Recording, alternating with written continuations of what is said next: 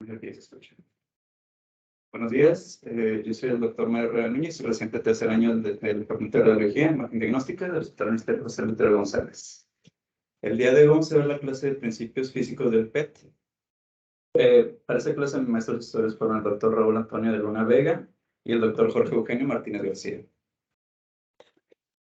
Para los objetivos de esta clase vamos a recordar la estructura del átomo, vamos a diferenciar la radiación electromagnética de la radiación de partículas, compararemos los diferentes radiotrazadores, conoceremos las técnicas de reconstrucción básicas y listaremos la instrumentación de los escáneres de PET y describiremos la corrección de atenuación.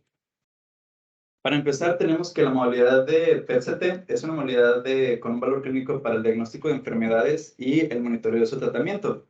Este se basa en la ayuda de dos tipos de modalidades. Está el PET, propiamente, que utiliza un radiotrazador, y tenemos un segundo para poner el puntero. Y el TAC, que utiliza radiación ionizante, como ya lo conocemos. Aquí se usa primero la adquisición de imagen de tomografía, luego la adquisición de PET con sus metabolismo, y se hace una fusión para poder aprovechar las dos modalidades, la resolución de mejor localización con el TAC y la actividad metabólica del PET para hacer esa fusión, y obtenemos una imagen comunitaria. En nuestro departamento tenemos un equipo de General Electric de Discovery 690, el cual es uno parecido a este, que tiene ciertas técnicas que hablaremos más adelante. Hablando del átomo, para empezar hay que hablar de las bases físicas. Tenemos que los átomos están compuestos de un núcleo y unos orbitales por los cuales se encuentran electrones. En el núcleo encontramos partículas subatómicas como son los protones y los neutrones. El número atómico de cada elemento de la tabla periódica está definido por la letra Z, y este también habla de la cantidad de electrones y de protones que tiene cierta partícula. El número de masa habla, como dijimos, del número de protones y neutrones que tiene el núcleo de ese elemento. Por ejemplo, hablando del flúor, que es uno de los elementos que vamos a hablar bastante en la clase, tenemos que es el número atómico 9, su Z es el número 9, y la masa atómica es 19. Entonces, como dijimos, la cantidad de electrones está dada por el número atómico, entonces tiene 9 electrones, y para que sea una carga estable, tiene que tener su contraparte positiva, que son los protones, tiene que tener también 9 protones. Y como su masa atómica está dada nada más por lo que haya en el núcleo, para llegar a 19, ocupamos 10 neutrones. Entonces, eso es lo que lo hace una partícula estable. Hablando de estas partículas, hay que conocer cómo es la diferencia entre cada una de ellas, y en general hay que saber qué energía y qué masa contienen. Hablando del protón y el neutrón, estos tienen 1.67 por 10 a la menos 27 kilogramos. Y el electrón es una partícula 1000 veces más pequeña. Quiero que se quede en ese concepto, que es muy pequeña comparada con el electrón y el protón, y con el protón y el neutrón. Por lo tanto, no interfiere en la masa de esa partícula. El electrón llega a ser hasta 9.1 por 10 a la menos 31. Y la otra antipartícula del electrón es el positrón. El electrón que está cargado negativamente, un positrón, es su antimateria, entonces es la misma masa, pero en carga positiva. Ya sabiendo esas diferencias, hay que hablar un poco más a fondo de lo que son los protones y los neutrones. Estos están compuestos todavía con partículas más subatómicas, que son los quarks. Hay dos tipos de quarks. Quarks arriba, que tienen 2/3 cargas positivas, y un quark abajo, que son 1/3 carga negativa. Los protones están dados por dos quarks arriba y uno abajo, y los neutrones están solo por uno arriba y dos abajo. Entonces, por lo tanto, el protón, que son 2 arriba, son 2/3 cargas, más 2/3, son 4/3 cargas, y menos 1/3 carga te da un valor de 1 positivo. Entonces, por lo tanto, su carga es 1 positivo. Mientras que el neutrón está dado por solo 1 arriba, que son 2/3, menos 2 abajo, que es menos 1/3, menos 1/3, se anulan y te da 0. Entonces, este no tiene ninguna carga. Por eso, los protones tienen solo una carga positiva y los neutrones ninguna. En este caso, en la tabla periódica, los elementos que van de número atómico más abajo van aumentando la cantidad de neutrones que tienen su núcleo, dependiendo si son más pesados o más grandes su número atómico. En los niveles más bajos, la relación de protón y neutrón es de 1 a 1. O sea que los más abajo tienen, si son 6, tienen 6 protones y 6 neutrones. Tienden a ser así, hay excepciones. Mientras que los que son más altos tienden a tener más neutrones para equilibrar las cargas. Entonces, esa relación está bien establecida. Hay elementos que tienen, por ejemplo, más bajos, como el hidrógeno, que tienen uno de masa, que tiene un protón, nada más, y un neutrón. Y hay otros que son isótopos que tienen la misma cantidad de protones, pero más neutrones, y eso lo convierte en un isótopo, como el deuterio, que es la molécula de hidrógeno con 2 neutrones en vez de 1. O el tritio, que es con 3 neutrones. Eso ya es un elemento radioactivo o que emite más radiación, porque es más inestable. Y esa es la cualidad que vamos a aprovechar en el estudio del CAPT. Hablando de la radiación electromagnética, estas son formas de energía que están dadas por campos magnéticos y eléctricos que viajan a la velocidad de la luz. Aquí tenemos el espectro de radiación electromagnética, que para empezar, vean cómo está la luz visible, la cual tiene cierta longitud de onda. Esta longitud de onda viene de 400 nanómetros a 700 nanómetros para la luz visible y da todo el campo de colores que conocemos. A partir de ahí, si la longitud de onda o la amplitud de la onda es más ancha, la energía es menos. Y si el ancho de la onda es más corta, su energía es mayor. Entonces, quiero que tengan en cuenta. Si nos vamos al lado de menor energía o mayor ancho de onda, encontramos las ondas infrarrojas y las ondas de microondas, radio, televisión, etcétera. Entonces, estas tienen muy poca energía, lo que lo hace no ionizante. Ionizante significa que puede alterar partículas subatómicas como el núcleo de los átomos. Entonces, estas no interfieren con esa materia. Por tanto, las ondas electromagnéticas de las microondas no pueden alterar nada de las estructuras de los alimentos, por ejemplo. Y si nos vamos hacia el otro lado, tenemos ahora sí ondas ionizantes porque tienen mayor energía, mayor capacidad de penetrar hacia el núcleo. Y tenemos, por ejemplo, las ondas ultravioleta de los rayos del sol, que ahora sí pueden afectar cierto tipo de ondas ultravioletas. Los rayos X, que tienen aún más energía, que son así conocemos para nuestros estudios de radiografías, de tomografías. Y más allá, en una energía mayor, están los rayos gamma, que son los que vamos a tratar el día de hoy. Entonces, quiero que se les quede el concepto de que los rayos gamma tienen mucho mayor energía que los rayos X. Bien. Y de esa radioactividad tiene que ver ciertas fuerzas naturales, que tenemos dos tipos de interacciones, la interacción fuerte y la interacción débil. La interacción fuerte es la que se encarga de mantener el núcleo en su lugar, mantener esas partículas de protones y neutrones en el núcleo. La interacción débil tiene como papel más importante en las reacciones de fisión nuclear, y tener en cuenta que las partículas de electrones no son afectadas por la interacción fuerte. Solo puede ser por la interacción de dinámicas.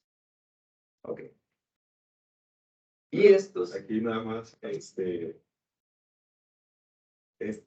en radiología vamos a ver dos tipos de radiación. La radiación por ionización, que generalmente es una interacción en la capa de electrones.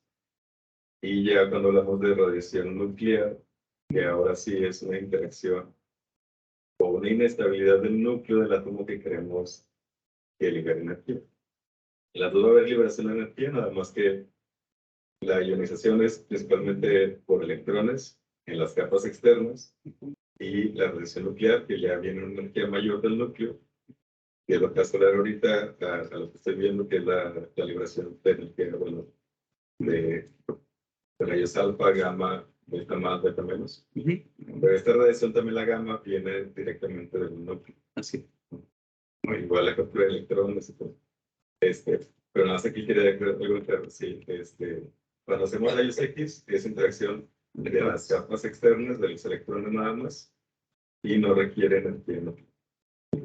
Si le queremos hacemos energía nuclear, como lo que vas a explicar en un momento. Exactamente. Sí, ahorita vamos a hablar nada más de energía nuclear, que son radiación gamma.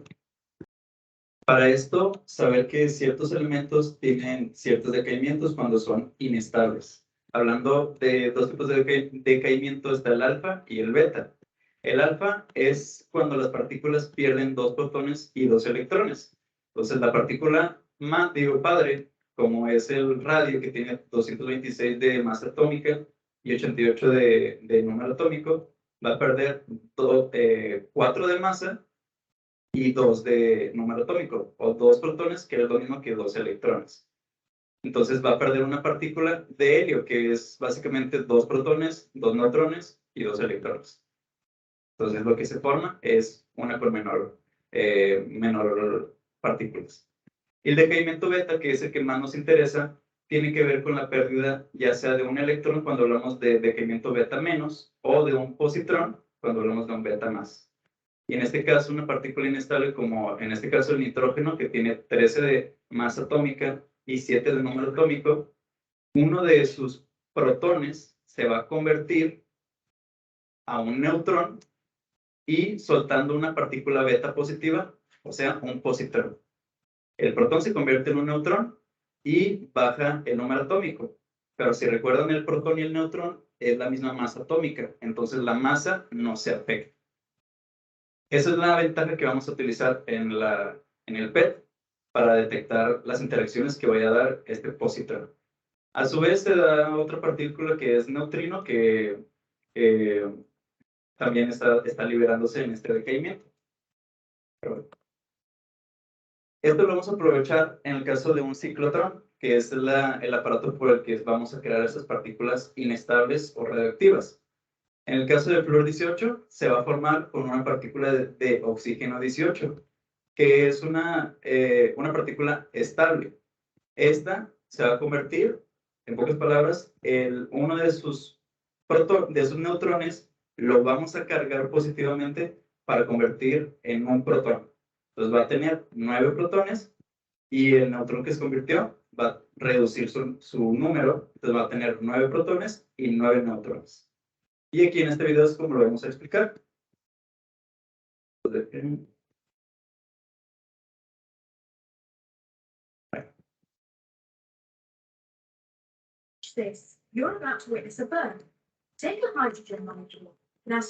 Para empezar, vamos a utilizar esta molécula de hidrógeno.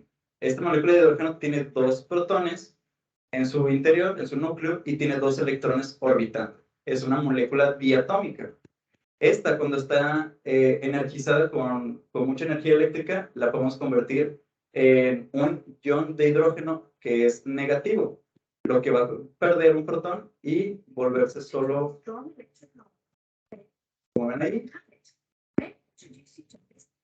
un ion de hidrógeno tiene solo un protón y 2 electrones. Entonces, un protón con un electrón se anulan y queda solo un electrón, por eso la carga es 1 negativo. Entonces, un ion significa que es una partícula que tiene carga.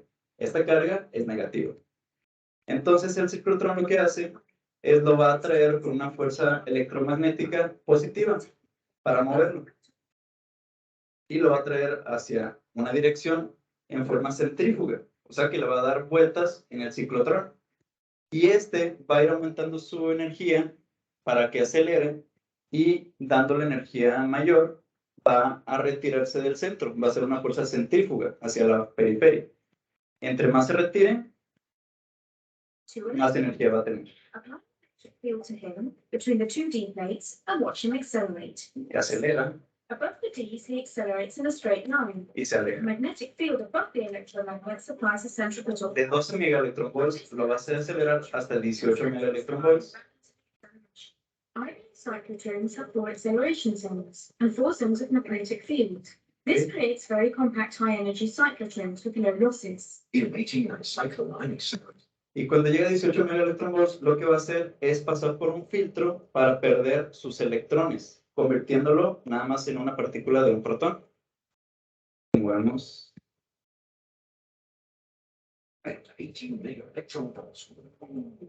The stripper removes the Cuando pasa por ese filtro, pierde sus electrones y ahora se convierte en una partícula positiva. Y como ya no es negativa, ahora va a ser repelida por el campo magnético y pasar hacia un contenedor en donde encontramos el oxígeno 18. Y ese protón va a ser chocado contra el núcleo y lo que va a hacer es desplazar un neutrón de la partícula de oxígeno y dejar el protón. Entonces va ahora a obtener un protón o una carga positiva. trajectory changes. Straight into the nearest target where oxygen 18 is waiting. He crashes right into it. The energy level. Vean cómo se liberó ahí el neutrón y se queda el protón en el núcleo.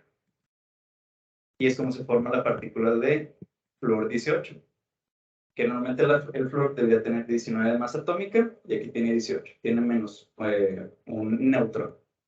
Y esta partícula 18 flúor es radioactiva, está soltando energía en forma de decaimiento beta, soltando positrones, porque tiene una carga positiva agregada, digamos, a la fuerza. Y esto es básicamente lo que va a pasar. Del oxígeno 18, uno de esos neutrones es desplazado, es quitado del núcleo y se agrega un protón. Y ese protón lo hace un núcleo inestable. Y esta inestabilidad tiene que volver a recuperar su estabilidad usando el decaimiento beta. Y esa partícula lo que hace es transformarse en un neutrón. Ya no que se quite uno y se agregue, no. Ahora ese protón va a perder su carga positiva para volverse un neutrón y regresar a su estado estable. Y mientras en ese proceso lo que se libera es un positrón. Pues eso es lo que se aprovecha el PET de detectar, bueno, no detecta el positrón como tal, sino lo que va a volver a pasar junto con ese positrón. Por mientras, vamos a estar. Pues hablando de las partículas de radiotrasadores, estas se pueden juntar con otras moléculas para aprovechar alguna vía metabólica y detectar estructuras del cuerpo humano. En el caso del flúor 18, este tiene una vida media de 110 minutos. Cada 110 minutos va a perder la mitad de su energía. Esta partícula se puede juntar con la molécula de FDG o fluorodesoxiglucosa, la cual es un análogo a la glucosa y va a entrar al proceso de metabolismo de las células.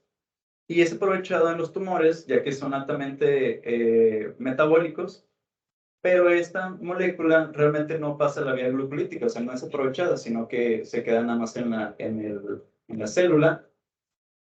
Y normalmente se inyecta al paciente de 0.1 milicuries por kilogramo de peso a 0.37 megabecquerels, que es lo mismo, a los pacientes cuando se les inyecta F18-FDG. Pero aparte del FDG también se puede aprovechar con otra molécula, por ejemplo, el sodio fluorado. Que es altamente captado y rápidamente captado por el hueso y además eliminado de forma rápida por el torrente sanguíneo, esto lo hace ideal para ver lesiones de hueso.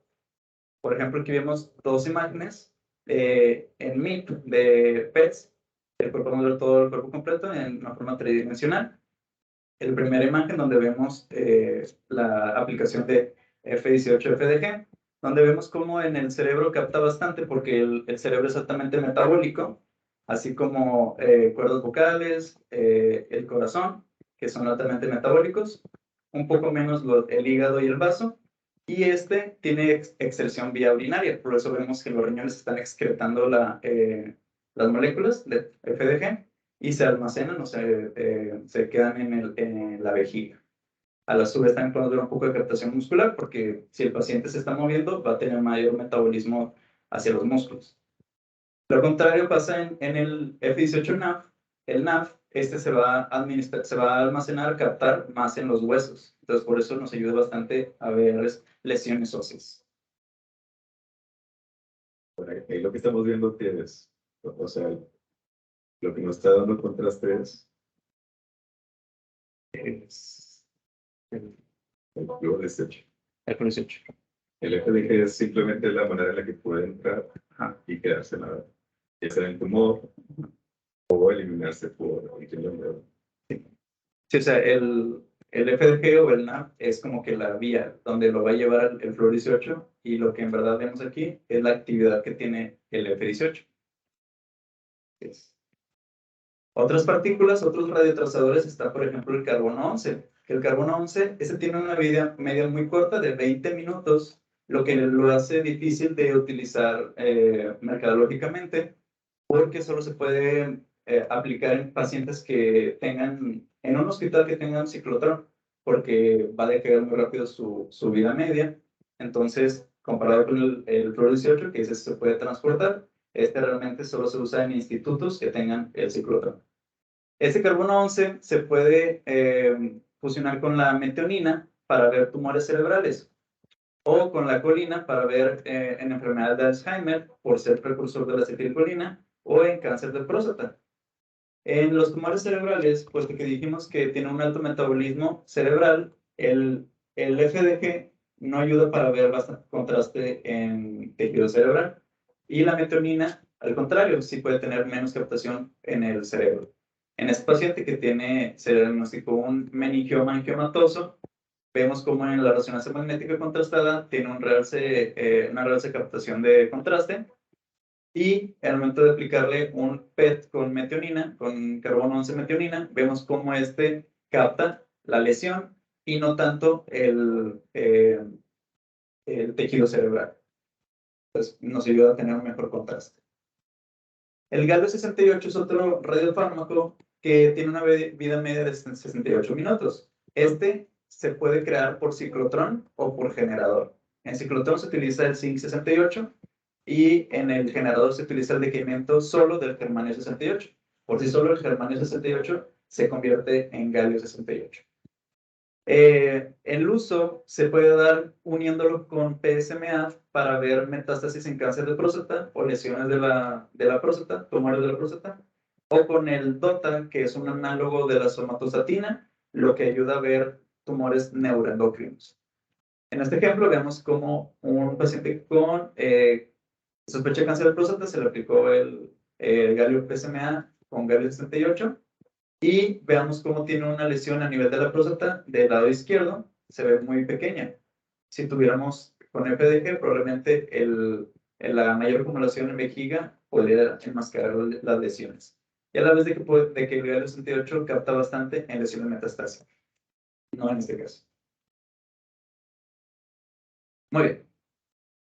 Ahora, seguimos hablando de cómo funciona todavía el PET. Aquí nos quedamos en que se formó la partícula de F18. Dijimos que el F18 va a perder su radioactividad o se va a volver estable soltando, con el decaimiento beta más, que ese protón se va a convertir en un neutrón. Entonces, lo que va a pasar es que ese protón va a soltar un positrón. Y vean cómo ese positrón está cargado de energía y va a viajar a su alrededor con una alta energía y va a ir disminuyendo.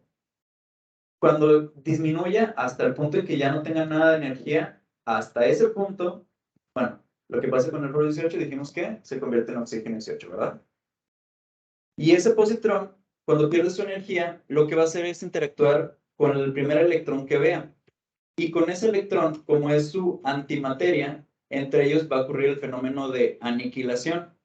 Y esa aniquilación es lo que va a producir es dos fotones. Ya no existe positrón, ya no existe electrón. Quedan dos fotones. Cada uno de esos fotones tiene 511 kiloelectronvolts. Entonces es una energía muy alta, la energía gamma, que es más que la que usamos como tomografías, que son de 30 a 120 kiloelectronvolts.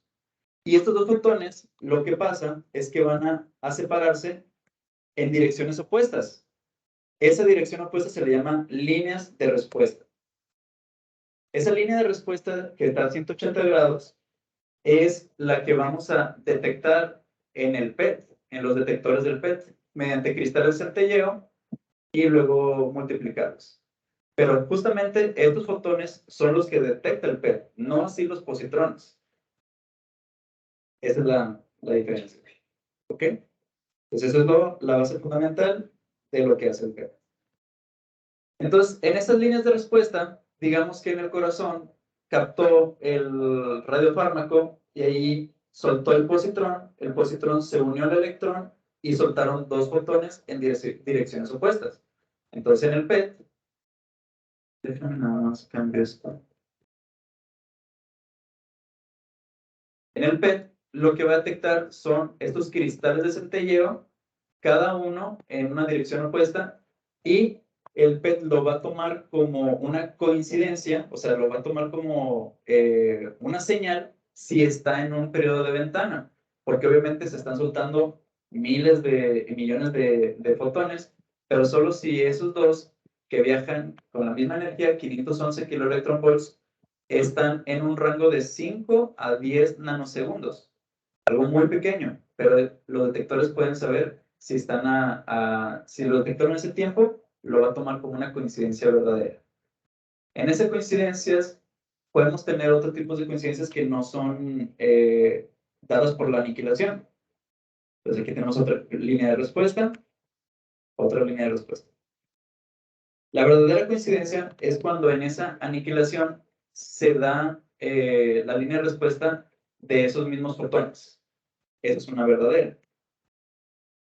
Esos fotones pueden interactuar con tejidos del cuerpo humano y dispersarse en un efecto que se llama efecto Compton, y estos van a viajar a otra dirección, pero como viajan en el mismo tiempo, los detectores piensan que lo van a detectar en una línea de respuesta diferente. Y lo que podría hacer es que la señal esté equivocada. Asimismo, si hay dos aniquilaciones que ocurren al mismo tiempo y cada uno de sus fotones es perdido, solo uno de ellos interactúa con el detector, la línea de respuesta puede estar también equivocada y tomar la señal en otro punto. Entonces, ahí puede haber errores. Para evitar estos errores, se utilizan diferentes colimaciones. Un colimador es el que filtra ese tipo de señales, y tenemos, por ejemplo, en el PET-2D se utilizaban colimadores de tuxteno, anillos de tuxteno o de plomo, los cuales evitaban que la dispersión de alguno de sus fotones tocara el cristal de centelleo de manera física. Entonces solo detectaban las coincidencias que fueran verdaderas en un ángulo menor, un ángulo reducido más bien, porque en ángulos que estuvieran muy amplios podría filtrar alguna señal, alguna coincidencia que sí fuera verdadera. Entonces tenía esa limitación. Después se crearon los PET en 3D, que estos PET se les quitaron esos anillos de colimación y lo que hace es filtrarlo de manera digital. Y esas líneas de coincidencia, líneas de respuesta, se pueden detectar en un ángulo más amplio. Y mediante software es el que va a colimar ciertas coincidencias que él detecte que puedan ser dispersas o aleatorias. Hablando de los cristales de centelleo y los fotomultiplicadores, el fotón, lo que va a pasar cuando es detectado por ese cristal, los cristales de centelleo lo que hacen es detectar adquirir ese fotón y convertirlo en luz visible. Esa luz visible o radioluminiscencia va a pasar a un fotomultiplicador, pues porque es una señal muy diminuta. Y ese fotomultiplicador lo que hace es aumentar la señal en varios dínodos hasta convertirlo en una corriente eléctrica. Y esa corriente eléctrica ahora sí es una señal que va a poder adquirir el software del equipo. Aquí vemos varios dínodos que van a fotomultiplicar las señales de luz. Los cristales de centelleo son muy importantes, entonces por lo tanto esos cristales son básicamente los detectores, y dependiendo del tipo de cristal es la capacidad que puede tener. Hay cristales de primera generación, los primeros como el sodio dopado con talio o el germinado de bismuto. El dopado con talio tenía una alta emisión de luz, o sea, a lo mejor no detectaba tantos fotones, pero la mayoría los podía convertir en señales de luz. Y el germinado de bismuto, lo contrario, a lo mejor no emitía tanta luz, pero tenía un alto poder de frenado, frenaba los que no fueran a cierta energía, pero detectaba bastantes. Y los de última generación, como el oxiortosilicato de lutecio o de lutecio e itrio, estos tenían las dos ventajas, emitían una mayor cantidad de luz eran muy sensibles, captaban bastantes fotones y tenían un tiempo de decaimiento muy alto. Y el tiempo de decaimiento lo que hace es reducir las coincidencias aleatorias para solo detectar las que fueran verdaderas. Esto mejora la resolución y mejora la nitidez de la imagen. Entre más pequeño, también mejora la resolución de la imagen. Por ejemplo, aquí uno de 250 milímetros cúbicos tiene vean cómo está todo difuso, y en uno más pequeño de 98 tenemos que tiene mayor la calidad de imagen. Entonces hay que aprovechar esas ventajas de los detectores. Hablando de los fotomultiplicadores, hay fotomultiplicadores análogos y los fotomultiplicadores digitales, que son los digitales a base de silicio, que estos son digitales porque contienen ya ahora chips o para poder procesar digitalmente las señales. En estos dos ejemplos, estas dos diferencias, lo podemos comparar en una analogía, como por ejemplo las cámaras. Las cámaras de antes tenían que usar lentes para que mecánicamente modificar la luz que entraba y hacerlo una imagen más nítida. Mientras que las cámaras fueron evolucionando, se hicieron digitales y ahora ese cambio de energía ahora lo hace el procesador del chip. En este caso es básicamente lo mismo. Ahora son digitales, son más pequeños y ahora un chip se encarga de hacer esa transformación. ¿Okay? Se utilizaron cuando empezaron a integrarse en los PET con resonancia magnética, que también puede haber fusión con resonancia magnética. En el 2013 mejoró la sensibilidad y la resolución temporal de las imágenes, y ya han existido varios estudios que demuestran la superioridad con estos sistemas digitales comparados con los análogos. ¿Okay? En nuestro caso, nuestro equipo de General Electric Discovery C90, él no cuenta con un fotomultiplicador de base de silicón. Aquí les tengo un ejemplo de un paciente con sarcoidosis miocárdica, como en el estudio con el General Electric Discovery C90, no detectamos una lesión que sí fue detectada con uno de Discovery Molecular Insights o de DMI, que sí cuenta con este fotomultiplicador. Podemos ver otra lesión que se encontraba cerca del mediastino. Hay otros procesadores o técnicas de procesamiento como el TOF y el QCLIP, que ahorita vamos a hablar un poco mejor de esto. Pero lo que puede hacer el fotomultiplicador es detectar más señales y por lo tanto aumentar el submax, que es básicamente la señal que es captada por el radiofármaco. Hablando de otro tipo de procesamiento que pueden tener los equipos, en nuestro caso, nuestro equipo sí tiene el TOF, el Time of Flight o tiempo de vuelo, el cual es básicamente cuando una aniquilación ocurre, no exactamente en el centro del equipo detector o de los cristales. Digamos, esta es la rueda que tenemos del gantry del aparato. Si esto ocurre en la periferia, por ejemplo, los fotones van a viajar diferente distancia. Si ocurre la aniquilación, por ejemplo, a este punto, este fotón va a viajar. Por un ejemplo, si tenemos, por ejemplo, que el gantry mide 90 centímetros de diámetro, el primer fotón va a viajar 30 centímetros. Me faltó explicar. La velocidad de la luz siempre es constante. Los fotones siempre viajan a la misma velocidad. Se sabe que viajan a aproximadamente 300 millones de metros por segundo, o si lo convertimos en nanosegundos, viajan unos 30 centímetros. Entonces, esa es la base. Si el fotón viajó 30 centímetros, va a tardar un nanosegundo en llegar al detector. Si el otro fotón, que tiene que viajar mayor distancia, tiene que viajar 60 centímetros, por poner algo, va a viajar 2 nanosegundos. Entonces el aparato, el equipo, puede detectar qué tanta distancia fue la que viajó y hacer una gráfica para saber más o menos el posicionamiento de esa aniquilación o de esa señal, dando una mejor resolución a la imagen. Y también disminuye el tiempo de adquisición, pero el tiempo de vuelo básicamente es ese procesamiento. Después tenemos otros tipos de técnicas de reconstrucción. Había anteriormente técnicas de reconstrucción analíticas, que eran como la técnica de proyección filtrada retrasada, o FBP en sus siglas en inglés, el cual tenía una robustez simplificada, pero tenía un bajo costo y un bajo tiempo computacional. Y después vinieron los métodos iterativos. Los métodos iterativos como el OSEM o el BSRM, que es uno bayesiano, como el QCLIF, que ahorita lo explicamos un poco más. Estos dos o estas iteraciones son reconstrucciones del aparato. Realmente son fórmulas matemáticas muy complejas. No es en nuestro tema, no es en nuestra incumbencia saberlo, pero que sepan más o menos que son reconstrucciones que se lleva a cabo el aparato para darle mayor nitidez y resolución a la imagen.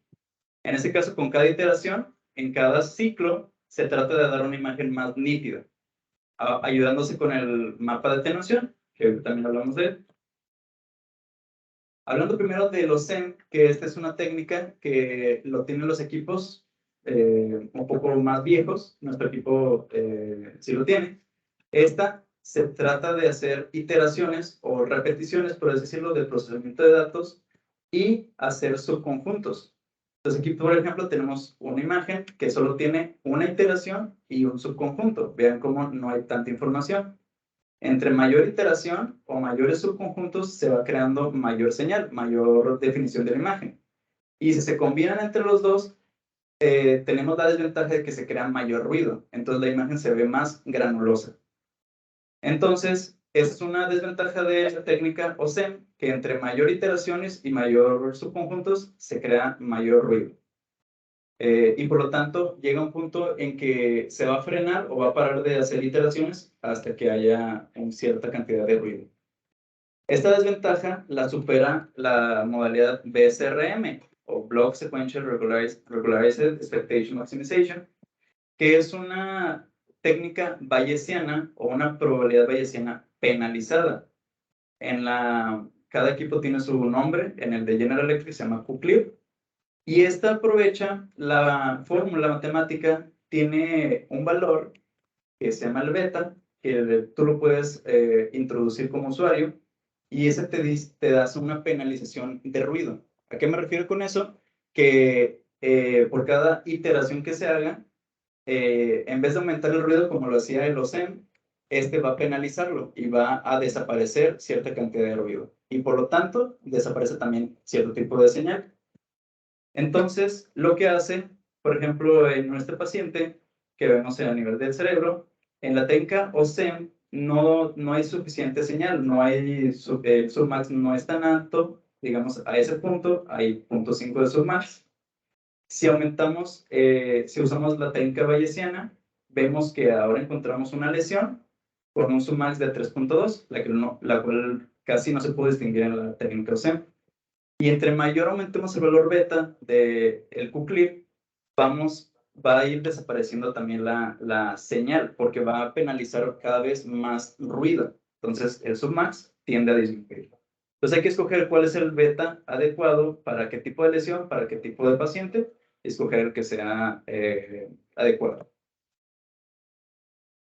Luego tenemos la corrección de atenuación. Este también lo hace nuestro equipo. El anterior no lo cuenta. Ya son equipos más avanzados. En la corrección de atenuación, lo que hace es la imagen que no está corregida. Vemos cómo tiene mayor señal en la periferia del cuerpo o de la imagen y tiene menos señal en el centro, menos captación.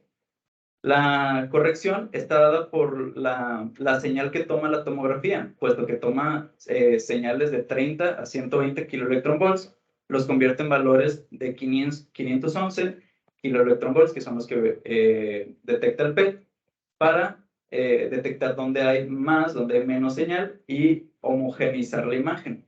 Entonces ya la imagen más corregida, vemos cómo disminuye la señal de la periferia y aumenta la del centro. Es una imagen corregida. Solo que hay que tomarlo en cuenta en lesiones, por ejemplo, que sean periféricas, por ejemplo, de la piel, en caso de linfoma, en caso de melanoma, que en las imágenes corregidas puede hacer desaparecer esa lesión. Por lo tanto, nuestro equipo siempre te da la imagen corregida, atenuada o corregida, y la que no está. Y cuando veas un paciente que tenga a lo mejor lesiones cutáneas, puedes utilizar la no corregida para ver si no desapareció alguna señal de alguna lesión de ahí. ¿Ok? Hablando del valor de captación estándar, en inglés Standard Optic Value o SUV, que es el valor que siempre nos da a nosotros el máximo, pero este está dado como una medición semi-cuantitativa de la captación del fármaco en un sitio de interés. Ahí utilizamos un VOI o un Volume of Interest, el cual está dado por una esfera, la colocas a la medida que tú quieras, donde sospeche la lesión. Por ejemplo, en esta imagen de un paciente de nuestro instituto que se le ve diagnosticado con cáncer de recto, vemos en la tomografía cómo se encuentra la lesión a ese nivel, y en el estudio de PET vemos cómo capta, tiene hipermetabolismo a ese nivel. Se le puso un VOI y te da valores aquí abajo, se ven muy pequeños, en los cuales el máximo valor de sub es 25.4. El promedio es 4.2. O sea, la mayoría no está tan alto en la región que pusimos, pero hay un punto en donde tiene 25.4 y ese punto es el sub max, el máximo. Y este está dado por una fórmula que tiene que ver la dosis inyectada del paciente por el peso del paciente que vas a introducir en el aparato para que te dé el submax correspondiente a cada paciente. Y ese es el que ha demostrado que tiene mayor eficacia en los estudios clínicos para ver respuesta al tratamiento, para definir si son lesiones benignas o malignas. El submax es el que más se utiliza. Muy bien. Y ya como último, hablaremos de la protección radiológica, que en este caso contamos con dos factores para protegernos a nosotros, como equipos como especialistas del área de la salud, y son la distancia y el tiempo. Como trabajamos con pacientes, al paciente se le inyecta el radiofármaco y él está emitiendo la radiación, está haciendo decaimientos de las partículas, y la distancia que recomendamos es a 2 metros del paciente para evitar estar interactuando con esa radiación, y el tiempo, 8 horas, que serían, en el caso del fluor 18, son 4 semividas, porque cada uno son 110 minutos, que son como 2 horas, y ya nos da una menor radiación a las 8 horas. Puesto que las radiaciones gamma o esos decaimientos betas no son parados por el equipo de protección normal, que son el plomo, que son los equipos que contamos, esos no son detenidos con este tipo de energía, puesto que la energía es muy alta, atraviesa hasta el plomo. Utilizamos mejor, solo contamos con la distancia y el tiempo para protegernos. Los que están manipulando los contenedores o las inyecciones de donde está viajando el radiofármaco, puesto que a nosotros no lo administra otro instituto, tenemos contenedores como para almacenamiento, para transporte, para contenerlo en ese momento y para inyectarlo, puesto que son inyecciones para administrar al paciente. Tenemos también detectores Geiger que miden la radiación en miliröntgen por hora, que son detectores para ver qué tanta radiación está emitiendo en el ambiente. Y tenemos anillos detectores que al que están maniobrando estos, el líquido o las cápsulas en un contenedor, puede saber qué tanta radiación está llegando y protegerse, saber cuánto es lo que está manejando. Muy bien. Y en general, eso sería toda mi clase. Como conclusión, tenemos que el PET-CT cuenta con varios radiotrasadores y es basada en conceptos, bases fisiológicas, químicas y físicas complejas, que a los ojos de muchos resulta menos atractivo que otras modalidades de imagen, a lo mejor más sencillas. Pero es necesario entender estos conceptos para aprovechar las posibilidades que nos ofrecen estos métodos ya del siglo XXI, porque se sabe que las imágenes moleculares y no las estructurales son las que van a dar un salto importante a la ciencia y a la atención médica en las siguientes décadas. Por eso es importante aprender esta información. Esta fue la bibliografía en la que me basé. Muchas gracias.